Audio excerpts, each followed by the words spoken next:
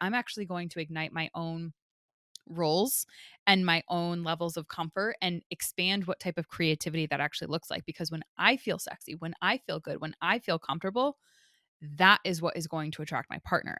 I think the thing that wasn't there in your case, but that is in so many other people is that so many people don't have a super strong sense of self to where they can just show up in like overalls with their hair pulled back, not caring. Hey everybody, it's Bianca. Welcome back. It's Emilia.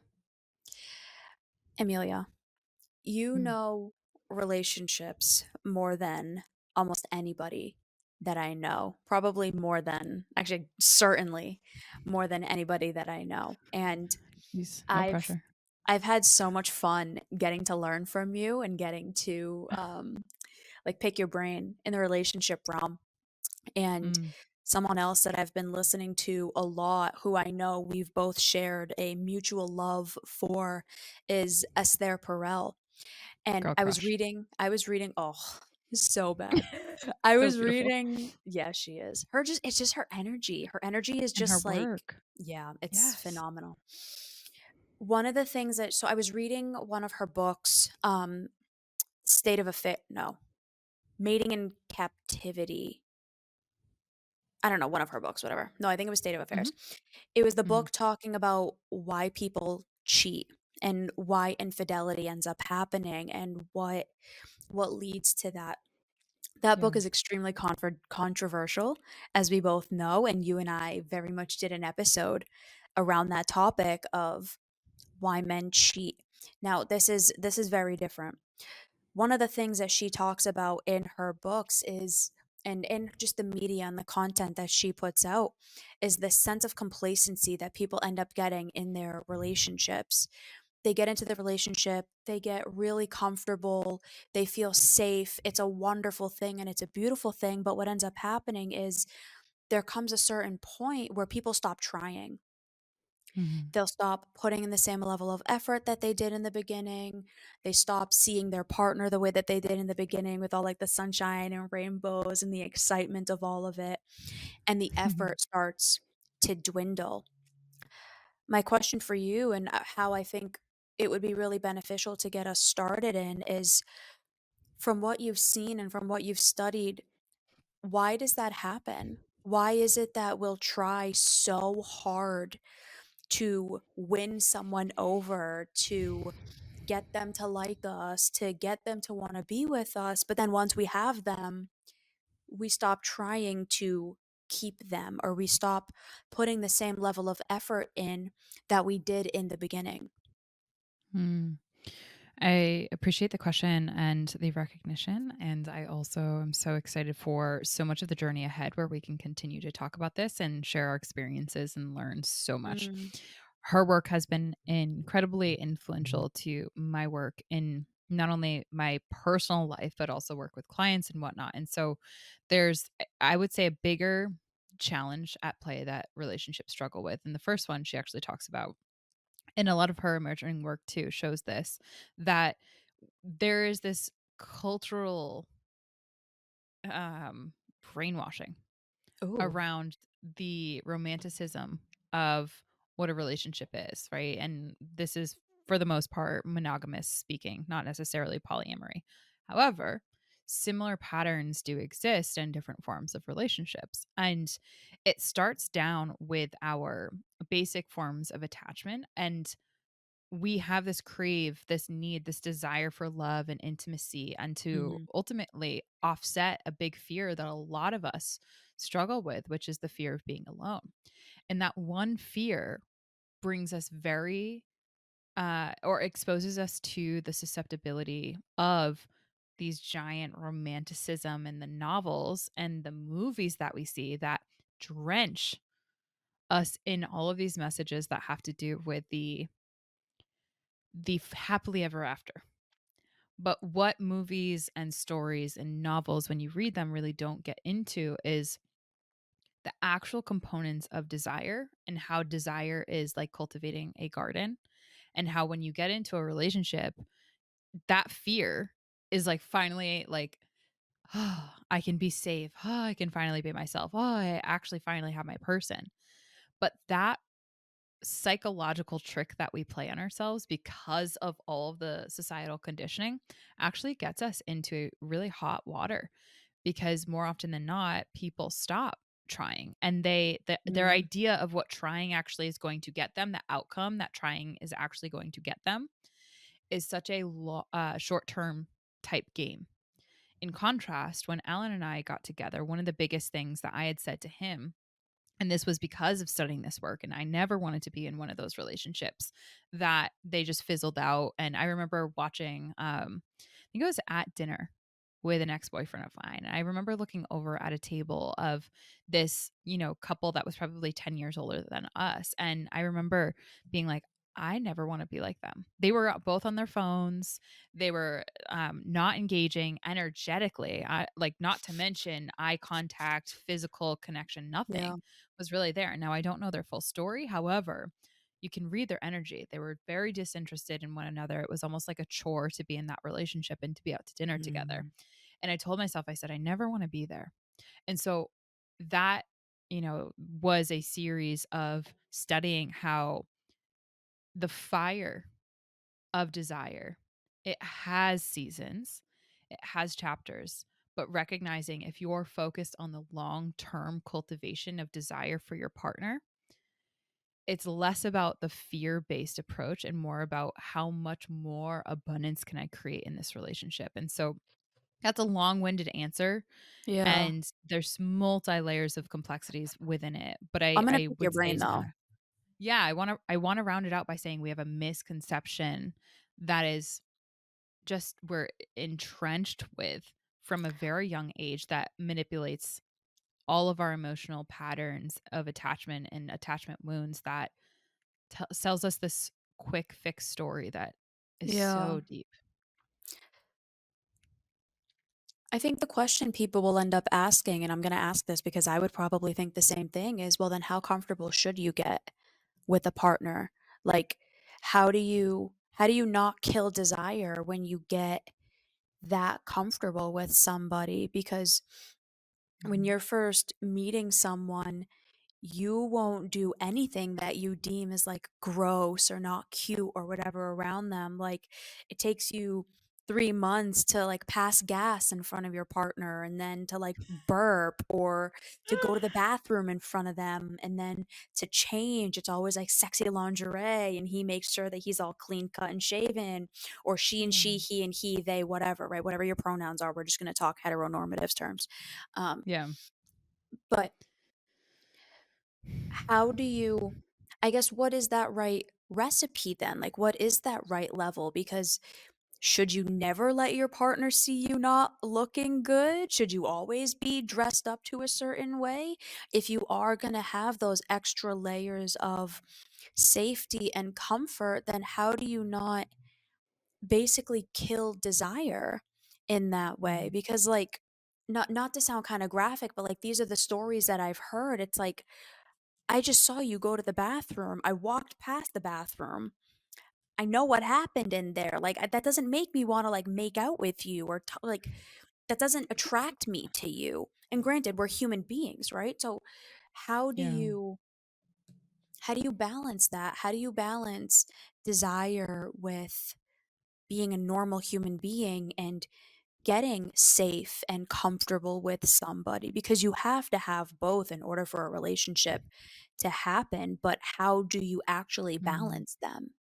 One of the things that I love talking about with couples is like, th- and Esther Perel's work actually really goes into this, which I love, which Um, is the like desire is something that has so deeply leveraged the creative spirits of imagination, mm, and it has less to do with actual reality, right? And so what, aka the gap between what we believe our partner to be and what we want our partner to be, or that person that turns us on or whatever, what they are, as opposed to um what they actually are in real life, right?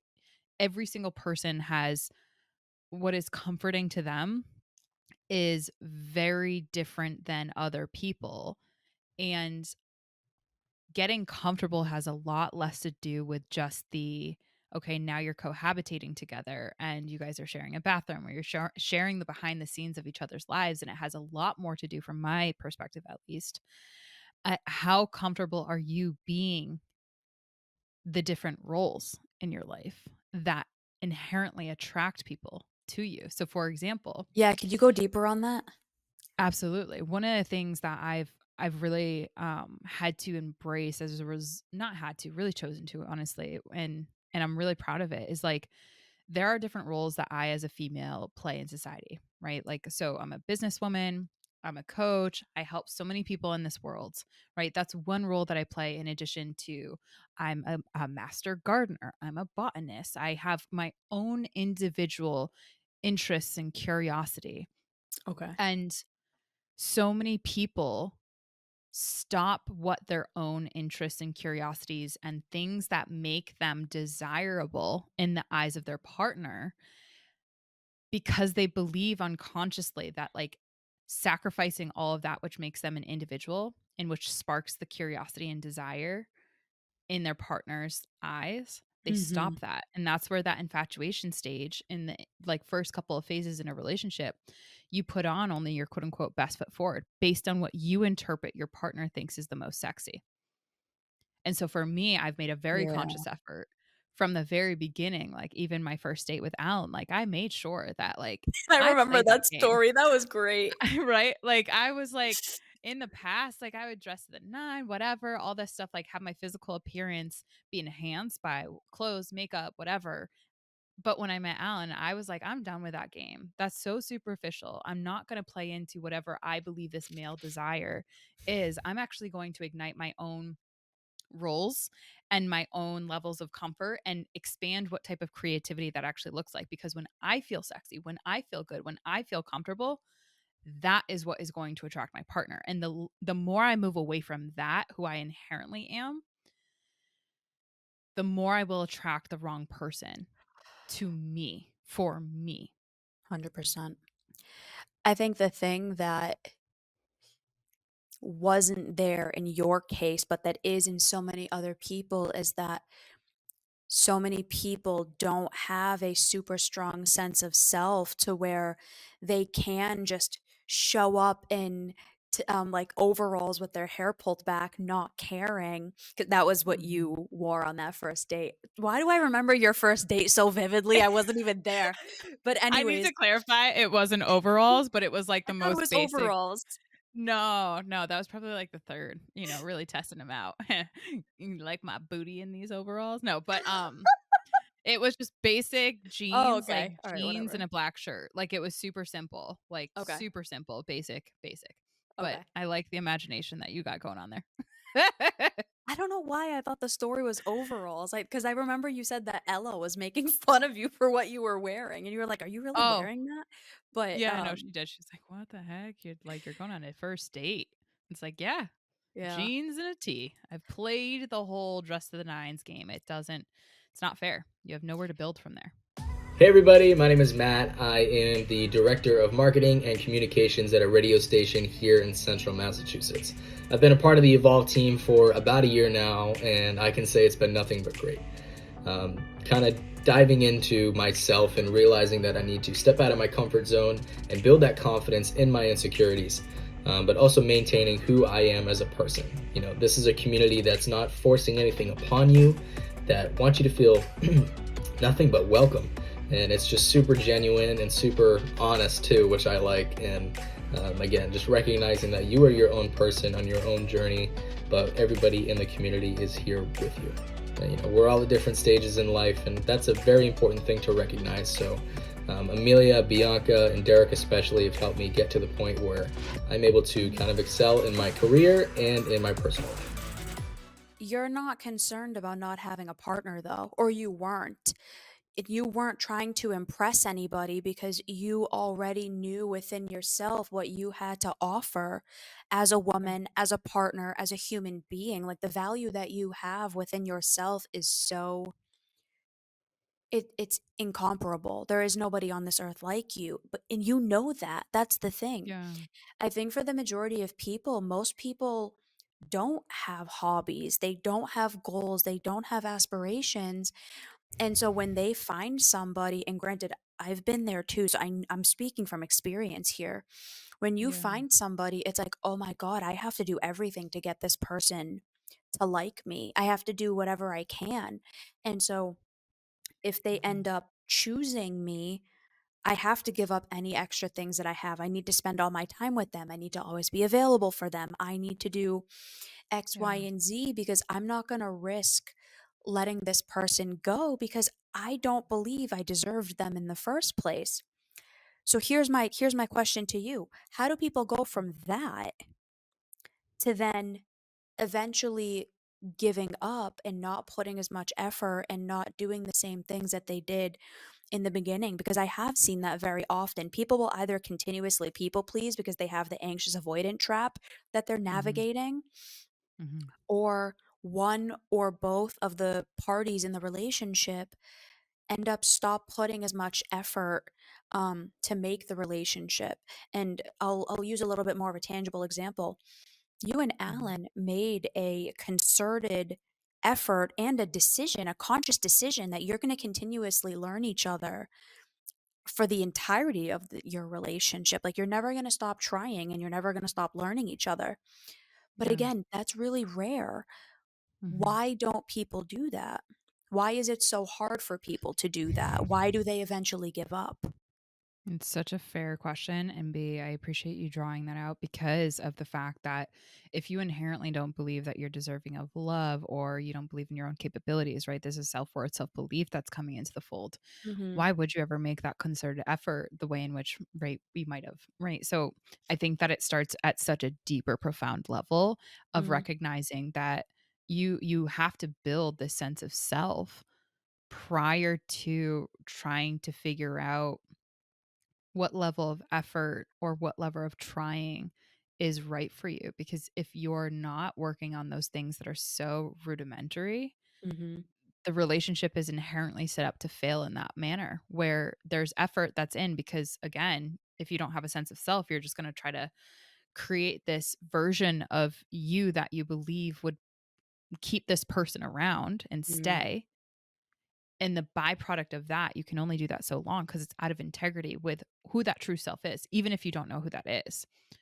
And that sustainability goes down and you stop trying because it's so effort and laborious for you to try to keep up that facade of who you are. And I think if people actually rewired their narrative and started to focus in on the core principles of developing a sense of self and developing a narrative that challenges whatever limiting belief around relationships that they actually do have, I do believe that that will translate to a different perspective on effort level and trying because it's doing Mhm. it for a different reason than inherently. I mean, that's my perspective and I've worked with a lot of people around this and that's where you have to start from my perspective because you cannot build well you can, but it will eventually crumble, right? And that effort level will eventually die out because of the fact that it was unsustainable from the get. So I also want to hear your perspective on this too, because I know that you Yeah. and I had different starting points here. No, you're spot on. I have nothing to add to that. I have another question though. So, if you're single, this seems a little bit more doable. You can start building a deeper sense of identity, start building a deeper sense of self, start engaging in hobbies and activities, so on and so forth. What happens if somebody's in a relationship where they know their partner will negatively react to them trying to grow and trying to change and trying to build hobbies and habits? I have a lot of clients that's happening right now. I'm guiding a client through what's Mhm. potentially going to be her breakup because she and her partner got together at a Yeah. really radical time in my client's life, and she's no longer that person, and her partner is really having a hard time dealing with it and not Mhm. having resentment towards her for her changing and growing and Yeah. their roles evolving. Mhm. And I know you have clients that we've talked about that are going through very similar things to that, or similar Mhm. situations where like one partner and the other partner is just it's not great. For For sure. people who are in a relationship, how do they start building their own autonomy, building that sense of self, doing those things. And the caveat here is, along with that, if they're fearful that their partner is going to negatively react to it. Right. It's a great question. I have another couple in mind who are going through the same thing, and um, for lack of better words, it's this through line of one partner is growing and evolving and wanting to better themselves and get closer to that true self Mhm. that's always been there. Maybe they've just had to contort and people please around trying to figure out who that actually is. And so, like your client, like many people, we get into relationships along the way. And then when we actually do have that sense of security and safety intermittently, we actually have the courage to go and journey back to that true self through Mhm. therapy or coaching, right? Or through a spiritual process, whatever. What happens in that though is that usually triggers the other partner that might have a fixed mindset, that might feel as though they quote unquote bought into this relationship, assuming that that person was going to stay the same, which is an issue that I see so often in relationships, right? Mhm. You marry this person, right? Like I have a couple in mind right now who even their religious beliefs, they got into the relationship having an awareness and an agreement that they're more pro one religion and not for another religion. And one partner is evolving and one partner is changing in a way that has actually brought that same exact religion back into consideration. And the other partner, who's super growth minded, is struggling with that because it's bringing up her own insecurities and stuff that she's had to deal with while having also worked on that for so long. So the beliefs and the values and the aspirations of people are going to change. And for people who are in a relationship to have that as a rudimentary actually belief system that I'm in a relationship and I'm always going to be evolving and changing. It is absolutely fair to have fears that that partner might not be willing, capable, or wanting to evolve and change with them, right? That client is fearful of how they might react, fearful that ultimately that relationship might end or might Mhm. have to change, right? And that's the truth of the matter. However, the one olive branch that I would extend here is our fear is actually a beautiful, beautiful indicator of where we have to grow. So, where that fear exists, what I would say to that client or anyone that might be in this position is that fear is giving you an opportunity to cower and to self sabotage and to run away from that fear, right? AK, don't grow, don't evolve, don't try new things, don't actually outgrow that skin, that chrysalis that is comfortable. Fear also gives us, in tandem to that, another opportunity to actually grow, to outgrow that old skin, to get out of that comfy chrysalis and to actually evolve. And what that means is that fear is an indicator that maybe she could have a courageous conversation expressing to her partner, "Hey, I know that I'm headed down a rabbit hole of transformation. I know that this is going to bring up some really uncomfortable things. And I know that that might put at risk our relationship." Mhm. When she can express that courage, or he or whomever, when you can anticipate from your fear as an indicator that there's something deep within you to level up in, that usually triggers an opportunity for courageous, vulnerable communication with your partner. And that having those courageous conversations, I'm concerned that that might negatively impact us. When you can express that concern and start using your fear as something to partner with rather than to run away from, Mhm. more often than not, what you'll find is there will be partners that will want to evolve in that with you. And there is that reality that some partners also, just like other people, right, don't want to change and don't handle change well, right? Most people don't handle change well. And so if you can express that that isn't what you're going to anticipate to your partner, there might be a true, rupture there. Mhm. And that might be an opportunity for you to learn skills through the coaching or through the therapy to really navigate the changes and the tumultuous relationship conflict that might come as a result of that. But it's not an excuse not to do the work on yourself and become better for yourself, because at the end of the day, you not doing that work is going to keep you trapped. 100%. The through line ends up being that desire comes from autonomy.